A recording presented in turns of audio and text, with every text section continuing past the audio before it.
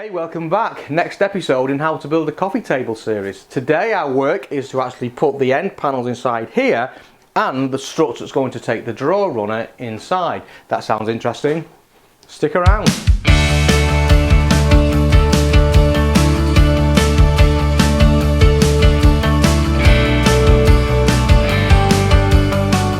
Hey, welcome to the Woodgrafter. I'm Andy Guile. Our mission here is to inspire, educate and support you in your journey to becoming a better woodworker. We do that through a whole variety of videos, step by step how to build something guides, series such as this one, deep dive into a subject of interest, tool tips, techniques, reviews, news from the industry, and all in all come together to have a jolly old chat. So if you're new here, consider subscribing, leave me a thumbs up and get in touch so we can start the conversation. With that said, let's get going. And I want to turn our attention to the panels that go between these legs. I also want to put the inside strut on this, and that not only gives me strength on these legs, but it also gives me somewhere for the drawer runners to sit. So to show you that in a bit more detail, it's these panels here. They're 150mm wide and they're nominal 18mm thick, and they're round about 490mm long. I say round about because we'll actually take this final measurement from the table that we're already building. Now inside here, not shown on this diagram, there's a brace that fits between these two back parts of the legs. And you can see it here on the end assembly diagram. It's this piece here. Now this is going to have loose tenons, i.e. domino joinery at either end, and those loose tenons will sit inside these legs here. So the first job is to identify the stock we've got for these outside pieces, and also for those same parts, i.e. the piece that's going to sit through here. Now the oak pieces that sit between the legs are these number 5 here, and I've called those end panels, and there's 2 of those coming out of diagram A1. Now those internal pieces I've called internal end brace, and they're part of the end assembly, and there's 2 of those and they come out of panel D2. So if we first of all look at panel A1, and it's these 2 pieces here I'm looking for, end panel and end panel. So I want A1-3 and A1-4. If I look at my internal end braces, I'm looking for piece D2. And this is piece D2 here, and it's popular, and I'm looking for this one, internal end brace and internal end brace. So it's piece D2A2 and D2A3. So I'll dig those out and we'll do the next step. So here's my stock, A14 and A13, and 2 pieces of popular, D2A3 and D2A2. So the first step on this journey obviously is to mill the material down to size. I want to use a slightly different technique on these end panels, and the reason is that I don't yet know which part of the material I want to use, and that's because the grain hasn't yet exposed itself to me. I can't see what's inside the wood. It looks like there's going to be some nice cathedral grain inside here, and this part of the board is looking pretty straight. Now I don't need the full width of this board, I only need 150mm, and 150mm is that from this part of the square to the end of the rule. So I might be able to get that piece there with those cathedrals inside. But equally, I could get the piece out of here with much more straight grain inside. And at this moment, I don't know what's going to look best. So I'm going to bring these bits of stock down to thickness and not worry about the width. So I'll use the jointer to get one side flat. I'll then use the thicknesser to bring it down to a point where it's nice and smooth and consistent all the way through. And then I'll make a decision what part of the wood I want to use for my end panel, and that will be a visual thing that we'll look at. These internal braces are popular, I don't really care about too much, so these will just be brought down to a common thickness as well. I'll bring these down to size, we'll come back and then we'll look for the pattern inside the panel and decide what we're going to use on the final project. I'll see you in a minute. So the popular cleaned up really well. This is about 20mm thick, that's going to give me a nice strong joint inside. Oak cleaned up nicely, but there was quite a bad bow in this, so this has actually come down to slightly below 18mm, around about 17.5, but it's still strong, and obviously this will give me some additional strength as well, so I'm not overly concerned about that. But it was important that I did get the bow out and I got a nice flat surface to work on. That was my priority. If I'd gone much below 15mm on this one, I probably would have started to worry and probably would have thought of a different piece of stock. But we're down to about 17.5 and that looks pretty good to me. Now these are obviously way oversized. We need 150 and these are currently around about 240. So, and I want to see what part of the grain pattern do I want to show on my end panel. And as I thought, there's some really nice cathedrals going on inside this piece here, and similarly to a lesser extent there's some nice cathedrals on this piece as well, slightly more pronounced on this side. Now I like the idea of showing that grain pattern, that little bit of figure on the surface, and similarly that little bit of figure there on the surface.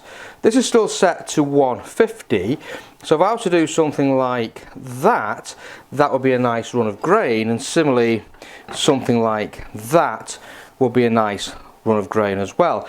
So what I want to do is to cut myself a reference edge down here that I'll probably do with the track saw, and similarly a reference edge quite close but somewhere down here, and then bring these down to final 150 width. So I'm going to set up the track saw and we're going to cut this edge. If you follow me for a while, you'll be familiar with this device. This is the rail dog from benchdogs.co.uk, and it has a small collar on it that I can adjust the height of, and that allows me to set how high this sits from my MFT and holds it into place, and that's what I would normally reach for this job. However, Ralph over at benchdogs.co.uk has been working on a prototype, and this is the only one of these in existence, and it's a prototype. Now what these are also rail dogs, and it's got a 20mm hole in the back, and these are set, and the tolerance is very, very high. So this one is 6mm thick. This next one over is 9mm thick. The next one over is 12mm thick. The next one over is 15mm thick. And the next one over is 19mm thick. And then eventually in the kit there will be two 25mm. So I'm going to give these a try just to help with that prototype testing. So I'm going to choose the two 15mm. And the idea is obvious. It's got this new design clip that just slides into our rail at the bottom.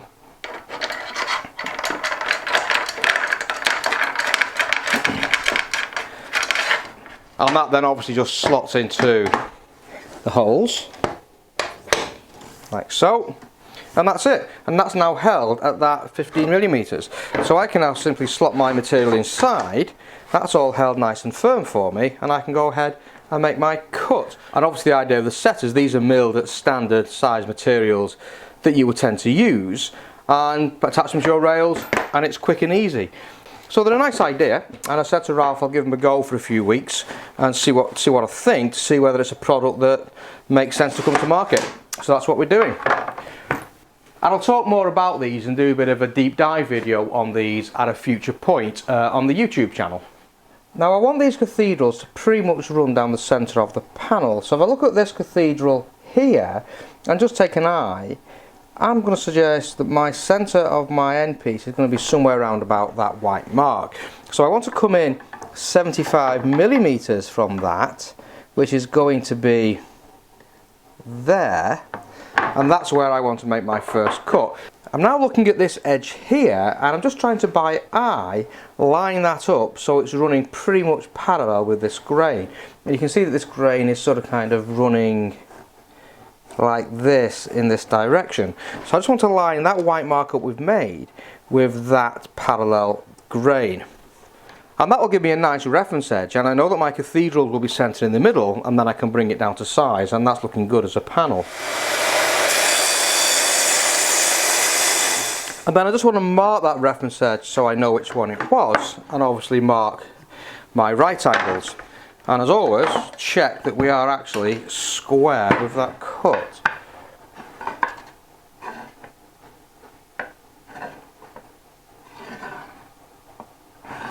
Yeah, and that looks pretty good to me. So I've set the fence for a cut of 150mm from the blade. My dust collector and my safety guard are all in place, and I've set the blade to just cut slightly proud of the surface. Obviously using the reference edge of the wood against this, we'll cut this out to give me a 150mm wide board. Simple as that. Let's do that. So the next thing I want to do is just to clean up these. I've still got a rough edge here, quite a nice smooth edge here, but I do want to just clean these up. I don't care about the width of these. So long as they're narrower than the outside panels, I'm in good shape, because that means they're going to be narrower than the overall draw width is what we're looking for. So we just use a smooth edge that we created when we cut these down initially. We'll take a slither off the rough edge, bring the fence in and take a slither off this edge, and that'll give them both the same size and clean joints. So that's what we'll do. So with all these pieces cut, obviously the final thing to do is to bring them down to final length. Now, although the diagram says that they're 490 millimeters long, I actually want to take that final dimension from the table itself. There's no guarantee I've been beautifully accurate for 490, but I know I'm not, because I've changed the width of the tabletop by a full lamination as I've been building this. Remember earlier on, I made a design decision on the fly to bring that in a little bit. So we'll get the tabletop, we're going to set the legs on that, and then we'll take the dimension we're actually going to cut these to from that configuration. Let's do that. Now, I actually want to set these legs 25 millimeters in from this edge and 25 millimeters in from this edge. So I'm going to come in with my small square and just set 25 millimeters at the end there, which is there. And then come in with a second square just to make sure everything is indeed square, and I can now just make sure that this is set to 25 millimeters and it's all looking square, and that there is. Let's try it from this side.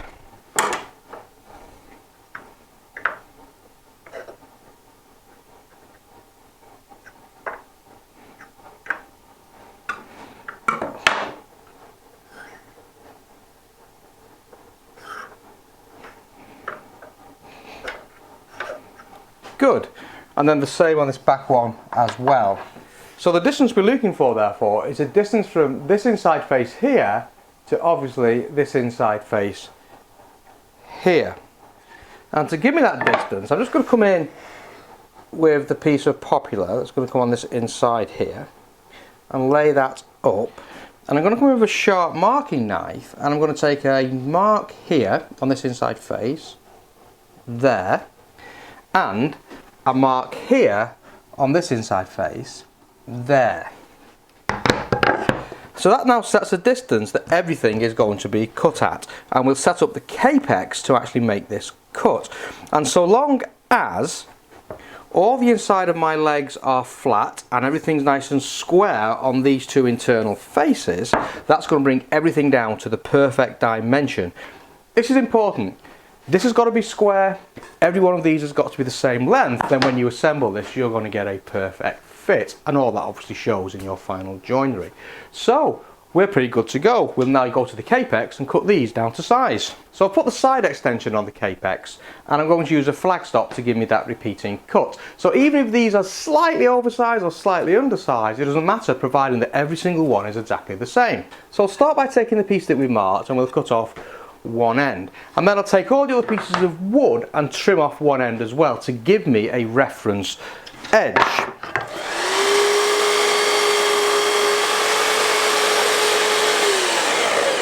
So I've cut my first piece, and I now want to just check that I'm actually cutting square from the edge I've just cut from, and that should be a perfect 90 degrees with no compromise in any way, shape or form.